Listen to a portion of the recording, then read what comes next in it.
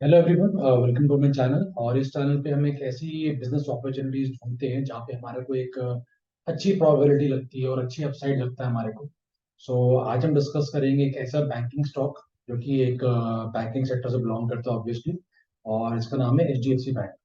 So mainly हम तीन categories में बात करेंगे। और पहला जो कैटेगरी में बताना चाहूंगा वो technical analysis point of view से बताना चाहूंगा, जिसकी पूरी हिस्ट्री क्या रही है और आगे मुझे क्या लगता है, क्या इसमें पोटेंशियल है, क्या इसमें प्रोबेबिलिटी रह सकती है। एंड सेकंड पॉइंट हम बात करेंगे बेसिक फंडामेंटल्स की। यार बेसिक फंडामेंटल्स क्या रहे हैं इस कंपनी के, जो कि आई एम श्योर आपको सब लोगों को पता होगा, बिकॉज एक बहुत अच्छा बैंक है और आप तो ये वर्ल्ड के टॉप बैंक्स में आता है, टॉप 10 बैंक्स में आता है, जब ये HDFC लिमिटेड को अब HDFC बैंक में मिला दिया गया। तो एकदम सेकंड इस पे कैटेगरी में बात करेंगे। और थर्ड कैटेगरी पे हम बात करेंगे जो कि मैनेजमेंट ने क्या कमेंट्री दी है, कि मैनेजमेंट ने क्या बोला है कि जो प्रॉब्लम्स थी वो सबसाइड हो चुकी हैं और हम आगे फ्यूचर क्या है। बिकॉज अभी तो हम तो जान सकते हैं कि पहले क्या हुआ है और अब क्या हो रहा है, लेकिन अब फ्यूचर में क्या होगा वो मैनेजमेंट को एक गाइडेंस एक प्रोवाइड करती है। उसमें वो कितना कॉन्फिडेंट है और क्या वो एग्जीक्यूशन उसमें कर पाएंगे, तो वो हम उसको भी हम एक बेसिक फॉर्म में देखेंगे।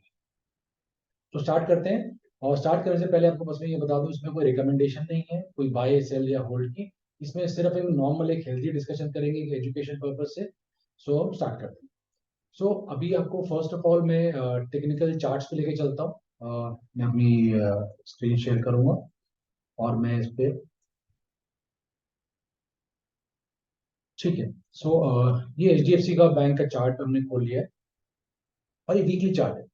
अब इसके अंदर आपको मैं कुछ दिखाना चाहूंगा कि जो मैं देखता हूँ इसके अंदर, इस चार्ट के अंदर मैं थोड़ा सा से कंप्रेस कर लेता हूँ, एक जूम, थोड़ा सा एक बिगर पिक्चर देखते हैं हम। तो बिगर पिक्चर जब देखते हैं हम तो आप ये देखेंगे कि यहाँ पे जब भी इसने ऐसे कुछ टाइम में कंसोलिडेट किया है, जैसे ये हो गया, उसके बाद एक ये टाइम पीरियड था जहाँ पे इसने कंसोलिडेट किया।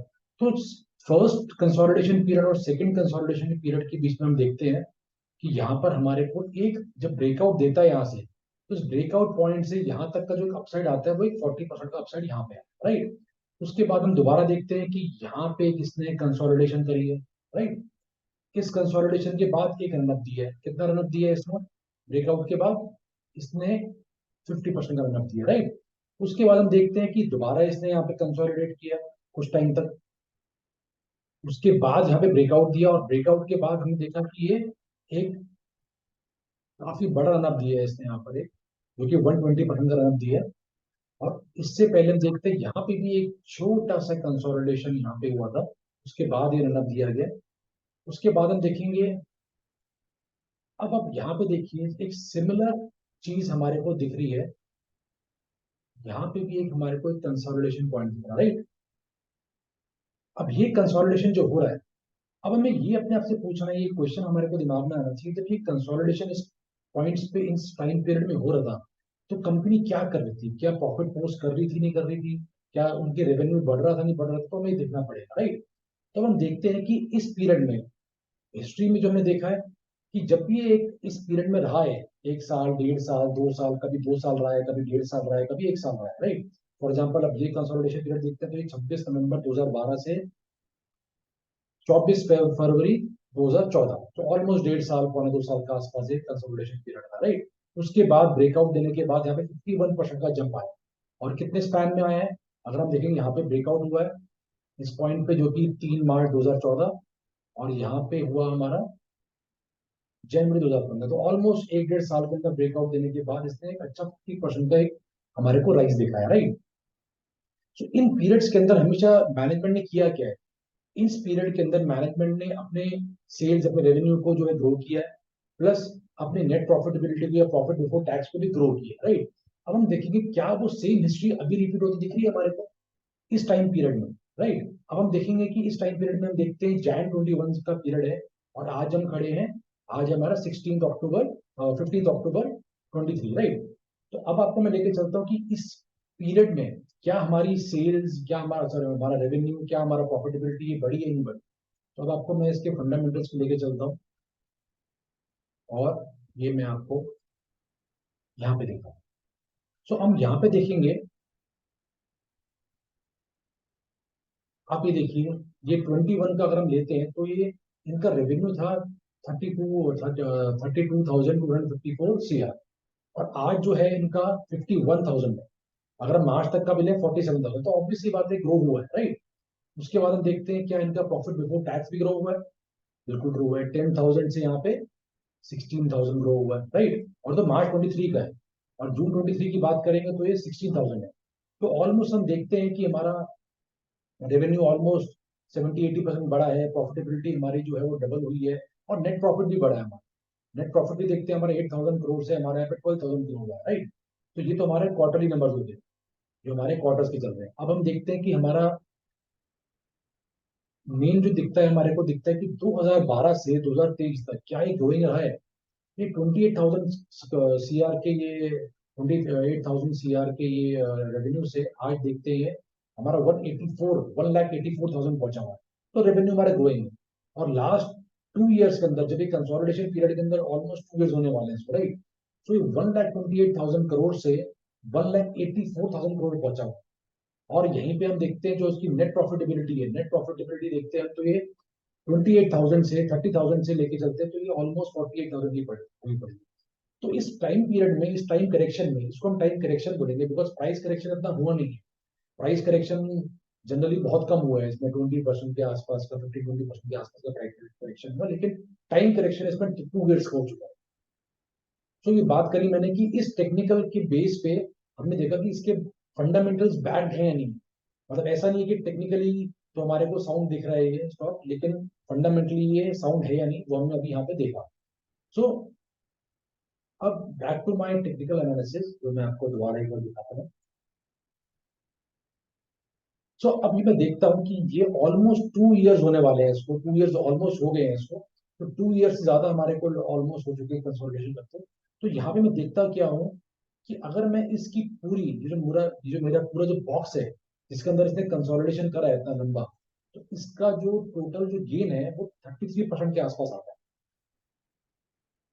और अगर मैं इसको यहाँ पे अगर ब्रेकआउट होता है तो ऑलमोस्ट ये मेरे को यहाँ पे इतना तो देगा देगा, एक मीडियम स्विंग ट्रेड के हिसाब से मैं बात कर रहा हूँ। तो अगर मैं पोटेंशियल देखूं, बिकॉज ये प्रोबेबिलिटी है सारी, तो प्रोबेबिलिटी के हिसाब से मेरे को यहाँ पे 50% का मुझे गेन आता हुआ दिखता है, राइट। तो ये मेरा एक मीडियम टर्म टारगेट है। तो जनरली मैं मीडियम स्विंग्स खेलता हूँ, बिकॉज मीडियम स्विंग्स में क्या होता है कि हमारे को ज्यादा परेशान होने की जरूरत नहीं पड़ती। हमारा मिनिमम 2-3 क्वार्टर से 6 quarters, max to max 8 quarters तक हमारे को ये पोटेंशियल अपसाइड हमारे को अचीव होता दिखता है। मेरे हिसाब से ये मैक्सिमम इसको 1 ईयर लगना चाहिए। 1 ईयर के अंदर मैं देखता हूँ कि एक पोटेंशियल जो इसके अंदर है वो 50% का पोटेंशियल मेरे को दिखता है। तो ये तो होगी technical stand point of view से बात करते हैं। अब इसको मैं सारे एक बार डिलीट कर देता हूँ। और यहाँ पे आपको एक बार मैं ये दिखाता हूँ कि यहाँ पे आप देखेंगे इस पीरियड में, आप ये देखिए कि यहाँ पे एकदम से वॉल्यूम होना स्टार्ट हो चुकी है। अब ये वॉल्यूम होना स्टार्ट हो चुकी है, तो यहाँ पे थोड़ा सा पॉजिटिव मुझे दिखता है कि यहाँ पे वॉल्यूम होनी स्टार्ट हो चुकी है। प्लस अब मुझे चेक करना है कि यहाँ पे कोई वीक इन्वेस्टर्स तो नहीं आए, यहाँ पे स्ट्रॉन्ग इन्वेस्टर्स हैं या नहीं। और पहला पॉइंट ये हो गया। दूसरा पॉइंट ये भी कि इस पीरियड के अंदर हुआ क्या है, ये स्टॉक मूव क्यों नहीं किया, बिकॉज प्रॉफिटेबिलिटी आई है, रेवेन्यू ग्रो हुआ है, बट हमारा जो वैल्यूएशन है वो नहीं बढ़ा, राइट। अब हम देखते हैं अपने फंडामेंटल्स की तरफ लेके चलता हूँ आपको मैं। उस फंडामेंटल्स में आपको मैं कुछ दिखाना चाहूंगा जो कि मुझे लगता नहीं है कि काफी लोगों ने इसको नोटिस किया होगा। तो यहाँ पे मैं चलता हूँ शेयर होल्डिंग पैटर्न। आप देखिएगा कि अभी तो ये प्रमोटर्स नहीं होल्ड करते, सारा एफआईज होल्ड करते हैं, लेकिन इससे जस्ट एक क्वार्टर पहले आप देखिए एफआईएस की होल्डिंग 39.35% थी, वो यहाँ पे घट के 33.3% है। तो ऑलमोस्ट यहाँ पे 39 से 33 हो गई, राइट। ऑलमोस्ट में देखो 6% यहाँ पे इनकी कम हो गई थी। और अभी 6% किसने बाई किया, अब आप देखिए 21.5% से यहाँ पे 28%, 26% हो गई, राइट। तो जो एफ आई ने सेल किया, बिकॉज उनके ग्लोबल फैक्टर्स थे, वो जाना था इमर्जिंग मार्केट से, या जो भी उनकी मजबूरियां थी, डॉलर एप्रिशिएट हो रहा था, तो वो सब चीजें बहुत ग्लोबल फैक्टर्स है, बॉन्ड यील्ड और सब चीजों का। तो वो मैं उसमें नहीं जाऊंगा ग्लोबल फैक्टर्स के अंदर, वो काफी मल्टीपल है, वो ज्यादा ट्रैक करना का फायदा भी नहीं है, बिकॉज हमें दिख रहा है कि एफ आई जा रहे हैं। एफ आई जो गए, वो सारा जो सेलिंग है वो डी ने अब्जॉर्ब किया, राइट। तभी हम देख रहे हैं कि 21.5% से 28%, 26% पे आज, राइट। तो यहाँ पे सेलिंग एब्जॉर्प्शन हुआ है। Due to this selling absorption हमारे हमने देखा कि इस स्टॉक प्राइस जो है वो कहीं नहीं गया। अब सबसे अच्छी बात क्या होती है, अगर स्टॉक प्राइस कहीं गया नहीं है तो वैल्यूएशन वो वहीं पर ही है, वो वहीं पे कंसोलिडेशन कर रहा है, राइट। तो इस दौरान जब प्रॉफिटेबिलिटी बढ़ती है तो वैल्यूएशंस, जो प्राइस, जो मार्केट कैप होता है डिवाइडेड बाय अर्निंग्स, तो पी मल्टीपल एक निकल के आता है, price divided by the earnings. Earnings बढ़ गई हैं, प्राइस वहीं पर ही है, तो जब डिनोमिनेटर बढ़ जाएगा तो पी मल्टीपल कम हो जाता है, राइट। तो एक अच्छी बात है, हमारे को अट्रैक्टिव वैल्यूएशन मिली, जो कि हमारा अभी जो, अगर हम चेक करेंगे इसका पी मल्टीपल जो है अभी एक 17.6 का पी मल्टीपल, और उसका एवरेज पी मल्टीपल हमेशा रहता है 24-25 के आसपास रहता है, राइट। तो हमारे को एक पी मल्टीपल का एक अट्रैक्टिवनेस लगती है।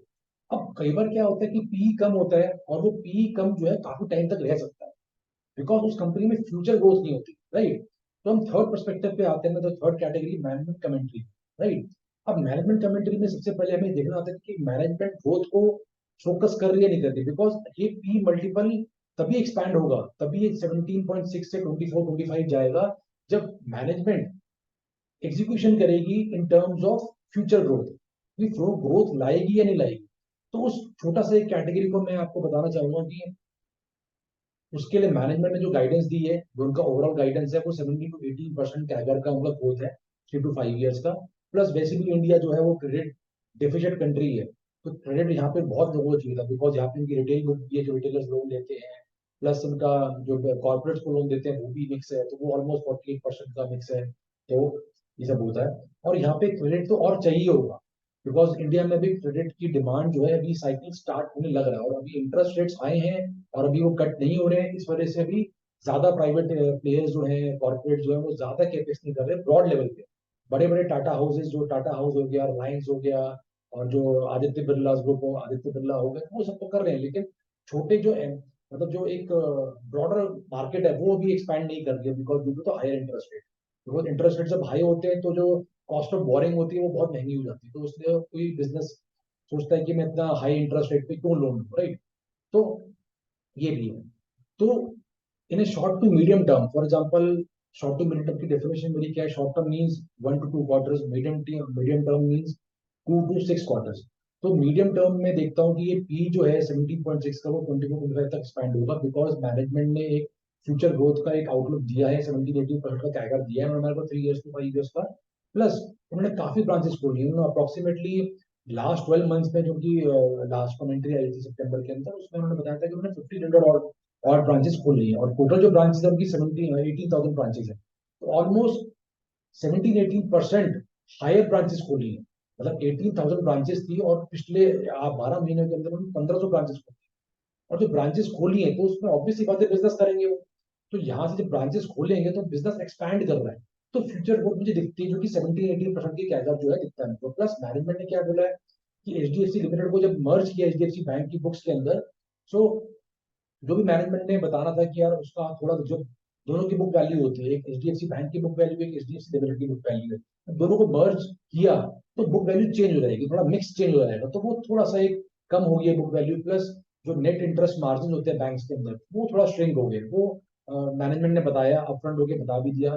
सितंबर में बताया था मैनेजमेंट ने कि हमारे जो 1-2 क्वार्टर्स होंगे उसके अंदर थोड़ा आप देखेंगे कि हमारा बुक वैल्यू थोड़ी एडजस्ट हुई है, क्योंकि अकाउंटिंग प्रिंसिपल से जो उनको करना होता है उन्होंने करा है उन्होंने।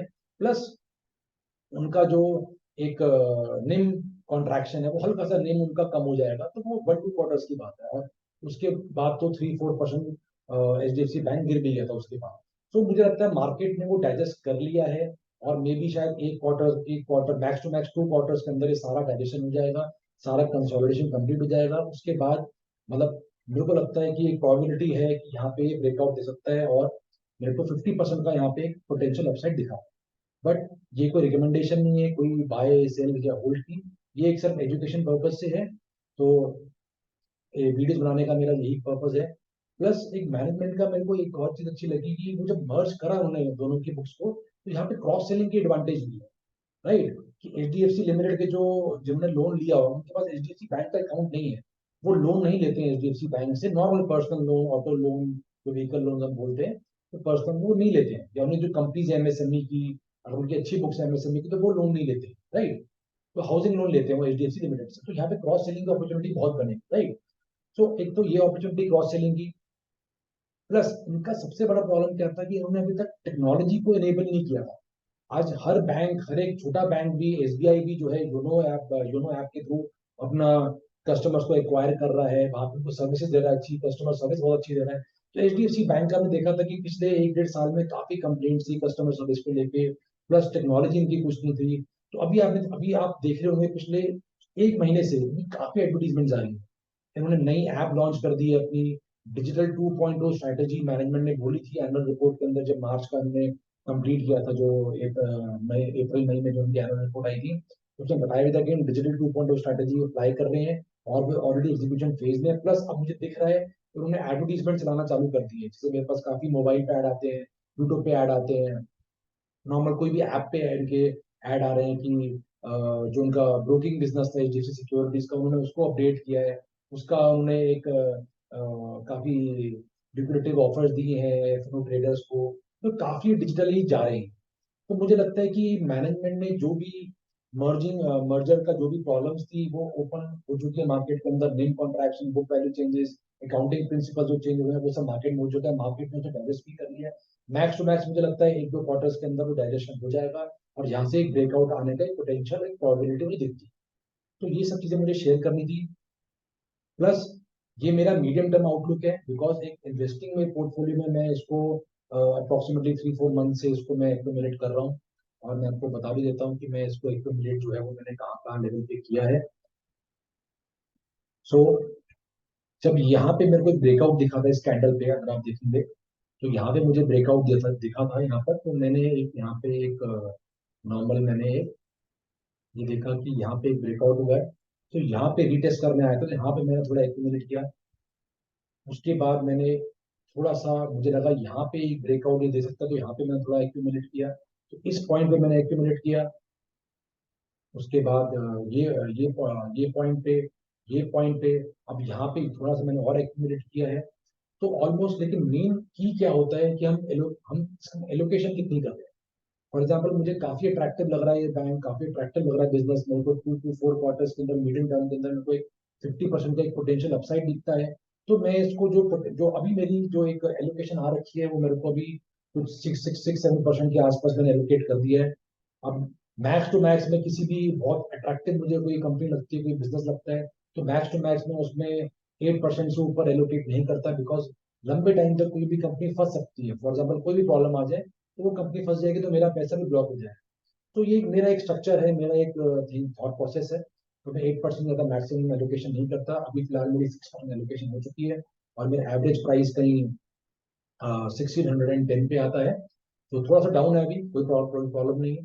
तो ये बिकॉज मैंने मीडियम टर्म से रखा हुआ है, टू टू मेरा two two two quarters, 2-4 quarters का मेरा मीडियम टर्म यहाँ पे एक व्यू है।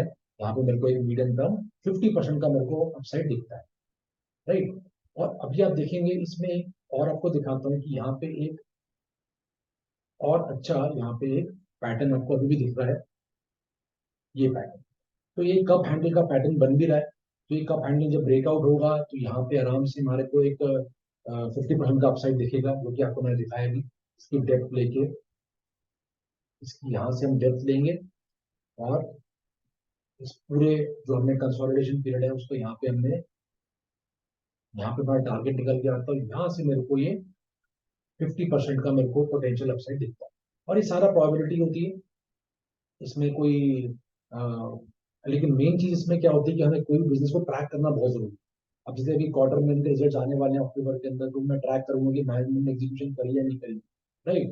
बिकॉज अगर मैनेजमेंट ने एग्जीक्यूशन नहीं कर रही है, तो कुछ प्रोडक्ट फेल हो रहा है, तो वहां पे मैं फिर 8% एलोकेशन नहीं करूंगा। तो यहाँ पे मैंने अभी 6% एलोकेशन करी, तो उसको थोड़ा सा मैं और कम करूंगा, राइट। बिकॉज मुझे नहीं अपना पैसा ब्लॉक नहीं करना है कहीं पर।